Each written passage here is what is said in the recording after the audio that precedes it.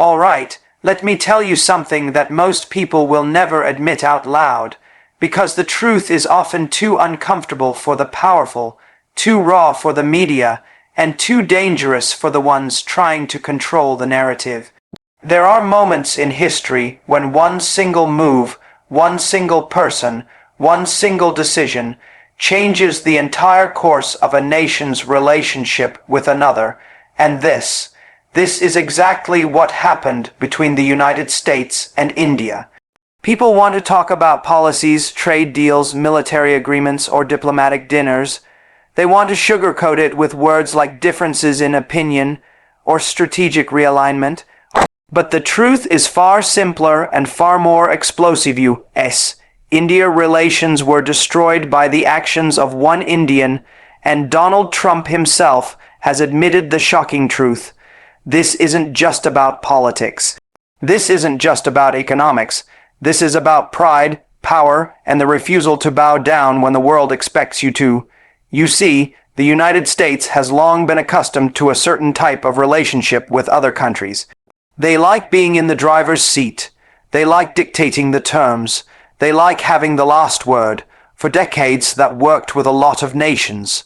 They'd send in their envoys, their diplomats, their trade representatives, and before you knew it, the deal would always tilt in their favor. But when they tried that approach with India, they didn't just get resistance. They got a complete shutdown of that playbook. And the catalyst for this shift was a person who didn't care about pleasing Washington, didn't care about making friends in the corridors of American power, didn't care about fitting into the mold of how a leader is supposed to behave in front of the West. This was someone who played the game differently. While others were busy smiling for cameras and shaking hands for photo ops, this person was laying out a plan that would fundamentally alter the power equation. Now, you might think that a single person can't change decades of diplomatic history. But here's the thing. You're underestimating what happens when someone has the courage to call a bluff. America has often relied on leverage, financial, military, political, to keep nations in line. But leverage is only power if the other side believes you'll use it effectively. The moment someone refuses to accept that narrative, the moment they stand there and say, "We're not afraid of you," that's the moment the old rules crumble, and that's exactly what happened here. This one Indian understood that America's strength, while very real, was not absolute. It had weaknesses, it had dependencies, it had blind spots, and instead of playing defense, this individual went straight for those weak points. Trump himself has been unusually candid about it. In his own style, he's admitted that this was a move they didn't see coming, a strike they weren't prepared to counter, because it wasn't just about what was said. It was about the timing, the precision, the boldness. Imagine walking into a room where the most powerful player assumes you're there to negotiate, and instead, you flip the table and lay down your own terms. That's what happened. It wasn't an emotional outburst. It wasn't reckless defiance. It was calculated. Every move had a reason. Every word had a purpose. And when it was all over, the balance of power between India and the United States had shifted. Let's be clear. This wasn't about severing all ties. No nation can completely isolate itself from another in today's interconnected world. But the nature of the relationship, that changed forever, and it wasn't because of some grand military conflict or a catastrophic economic collapse. It was because one person had the clarity to see that respect is not given, it's demanded. Too many leaders before had been content to take whatever partnership the U.S. offered, even if it meant sacrificing long-term autonomy. But this Indian saw that for what it was, a trap disguised as friendship.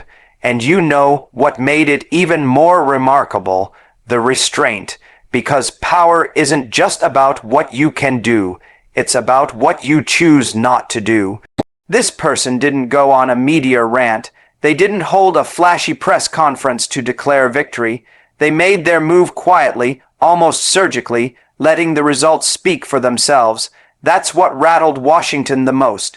Because when someone openly challenges you, you can respond.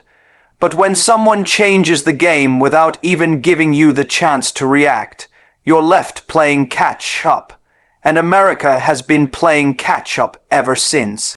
Trump's revelation about this event isn't just a political confession. It's an admission of vulnerability. For decades, U.S. leaders have prided themselves on managing relationships. But here was proof that not only could that management fail, it could be flipped entirely. The United States, which has always projected itself as the senior partner, was suddenly staring at a reality where India wasn't asking for approval. It was giving conditions. And that's a psychological blow that's hard to overstate. Let me tell you why this is bigger than just one incident. This move sent shockwaves through every corridor of power in Washington. The Pentagon noticed. Wall Street noticed. The intelligence community noticed. Because if one Indian could do this, what's stopping the rest of the Indian leadership from adopting the same stance? This wasn't just a diplomatic win. It was a proof of concept. It showed that the U.S. doesn't have a monopoly on strategic dominance anymore. It showed that the world's largest democracy can set its own rules, and those rules don't have to be signed off by the Oval Office. And make no mistake, there were costs. Whenever you challenge an established power, there's pushback. There were attempts to pressure India through trade, through technology restrictions, through diplomatic channels. But here's where the genius came in. Instead of folding under that pressure, this Indian had already set in motion counter-measures, alternative trade routes, strategic partnerships with other global powers, domestic production drives that made those U.S. pressures less effective. By the time Washington realized what was happening, India had already diversified its dependencies. It was no longer vulnerable to the same tactics that worked on others. The beauty of this move lies in its simplicity. The idea wasn't to destroy America or to burn bridges.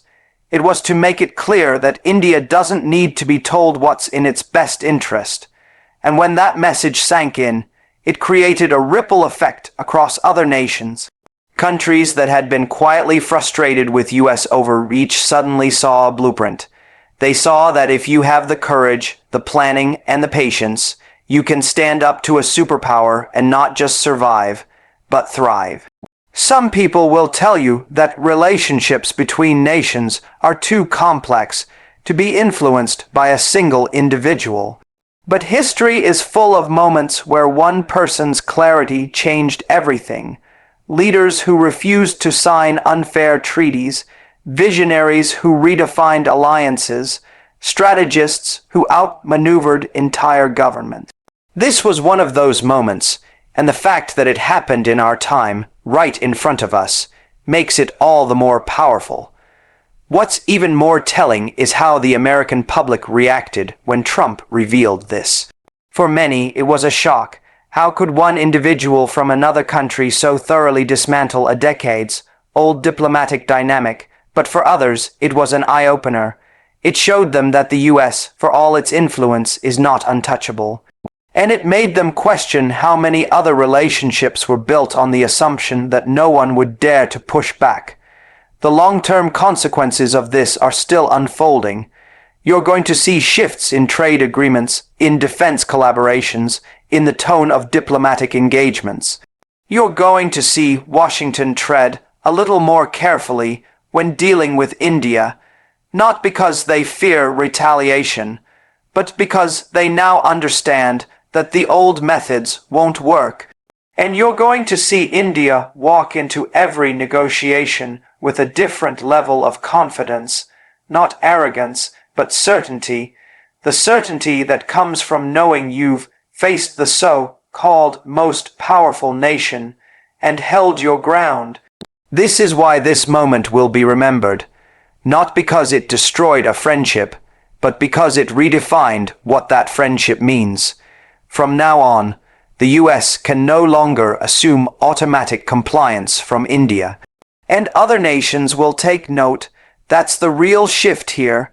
One person's courage became a nation's backbone, and that backbone is now shaping the future of international relations. And here's the lesson for anyone watching this. You don't need to be the biggest player in the room to change the game. You just need to know the game better than anyone else, and you need the courage to act when everyone else is hesitating. That's what happened here. That's why U.S.-India relations as we knew them are gone, and that's why the world will never look at India the same way again. It marked the birth of India's assertive military doctrine backed by innovation. The move marked the dawn of a new era in India's foreign policy confidence. For decades, India's foreign policy had often been described as cautious, deliberate, and, at times, reactive. It was a posture shaped by historical wounds, regional complexities, and the constant balancing act of maintaining relationships with competing powers. But this event, this moment, was a departure from that familiar approach. It was not defensive. It was not passive. It was a statement to the world that India would no longer simply respond to global events. It would shape them. It was a declaration that India's strategic and military posture was no longer about just protecting its borders, but about projecting its influence, securing its interests, and doing so on its own terms. When a nation chooses to take such a stance, it is rarely about just military might or political rhetoric. It is about mindset. For India, this shift represented a deeper confidence in its own capabilities, not just in the conventional sense of having tanks, jets, or ships, but in having the ability to innovate in warfare, intelligence, and diplomacy in ways that even established superpowers could not anticipate. Innovation became the core weapon. It meant that India could leverage technology, strategy, and timing to multiply the effects of its actions far beyond what raw numbers might suggest. This was not the India of the 20th century, content with playing the role of a regional power. It was a nation ready to challenge the strategic assumptions of the world's largest military alliances. The doctrine that began to take shape was built on several pillars, each designed to ensure India's independence and security in a rapidly changing world. First was the understanding that relying solely on imported defense technology was a vulnerability. For decades, India had purchased weapons from abroad, often finding itself entangled in geopolitical strings attached to those deals. The new doctrine shifted the emphasis toward indigenous development missiles, drones, fighter jets, cyber capabilities that were designed in India, built in India, and deployed under India's full control. This wasn't just about saving money. It was about ensuring that in moments of crisis, India's ability to defend itself would not be dependent on the approval or supply lines of another nation. Second was the principle of unpredictability. Military strategy, like chess, depends on forcing your opponent to guess your next move, and to guess wrong. The new doctrine embraced ambiguity in operations, showing enough capability to deter adversaries, but never so much that they could predict the full scope of India's response. This was innovation in a psychological sense. It meant that rivals would have to think twice, not just about India's firepower, but about how and when it might be used.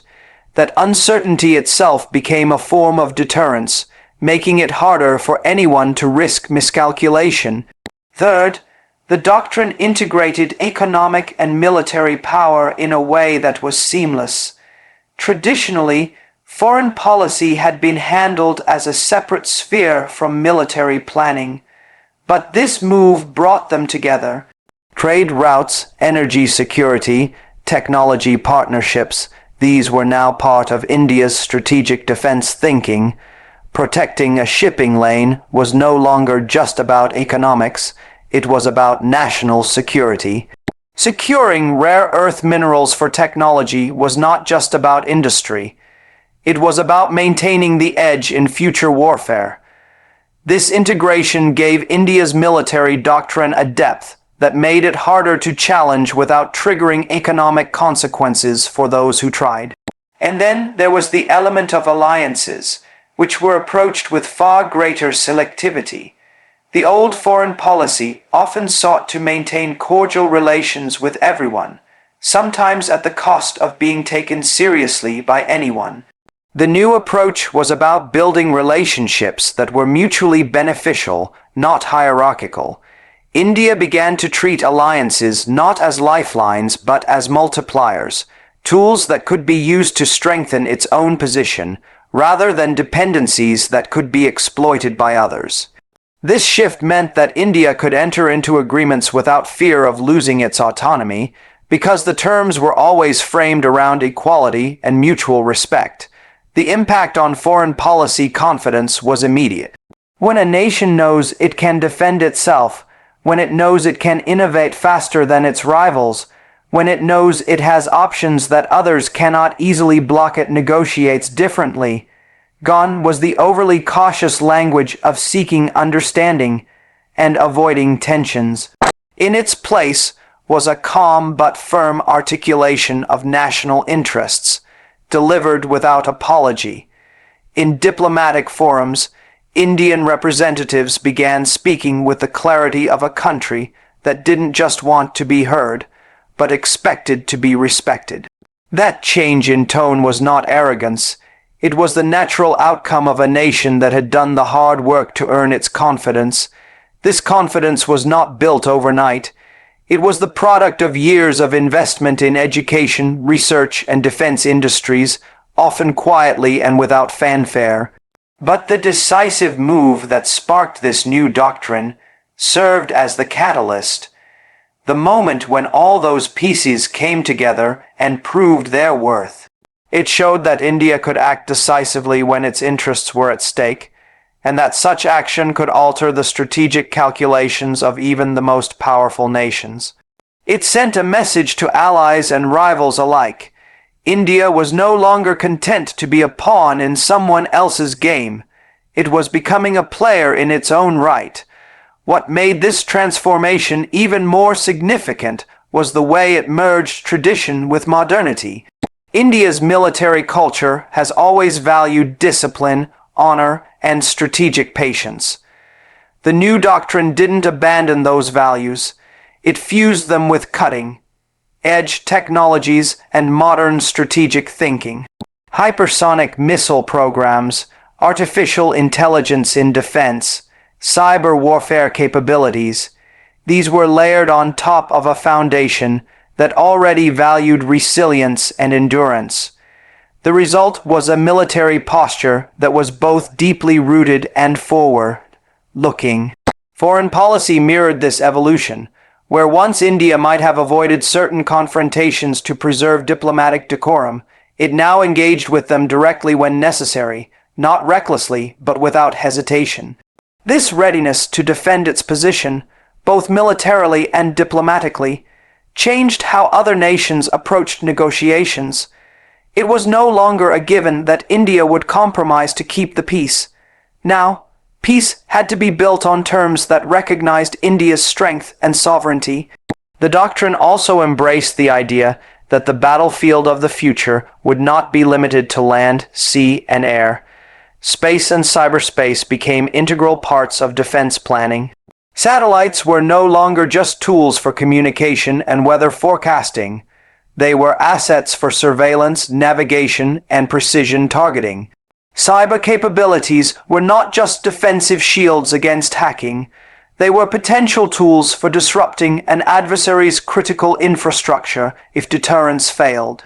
By expanding the definition of what counted as a theater of operations, India ensured that it could meet threats wherever they emerged.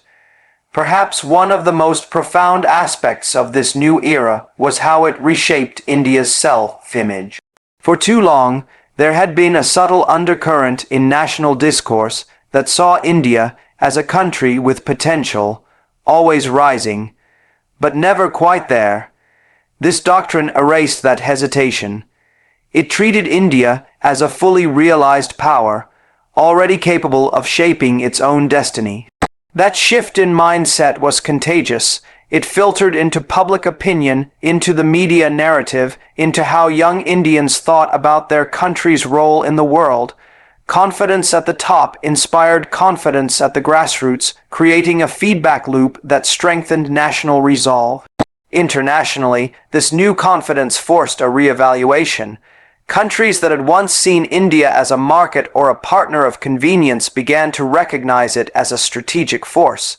They adjusted their policies accordingly, sometimes begrudgingly, sometimes eagerly, depending on their own interests. Either way, the result was the same. India was no longer underestimated. And in the world of diplomacy and military strategy, perception can be as powerful as reality. This transformation didn't mean India sought confrontation at every turn. In fact, the opposite was true. The stronger and more confident the nation became, the more it understood the value of stability. But stability now had a different definition. It wasn't the absence of conflict achieved by compromise. It was the presence of strength that deterred conflict in the first place. This was a stability that came from control, not concession. And that control was made possible by the marriage of military innovation and foreign policy assertiveness. The beauty of this doctrine lay in its adaptability. It was not rigid. It could evolve as the world changed. That flexibility meant that India could respond to new threats and opportunities without abandoning its core principles. Whether it was dealing with a neighboring border issue, a cyber attack from across the globe, or a shift in global trade patterns, the doctrine provided a framework for action that kept India's interests front and center. Over time, this approach began to influence not just how India engaged with the world, but how the world engaged with itself. Other nations, especially those in the global south, took note. They saw in India's example a path toward asserting their own sovereignty without becoming beholden to one great power or another. They saw that it was possible to combine military strength with diplomatic skill, innovation with tradition, national pride with global cooperation. And in that sense, India's new doctrine was not just a national achievement. It was a model with global implications.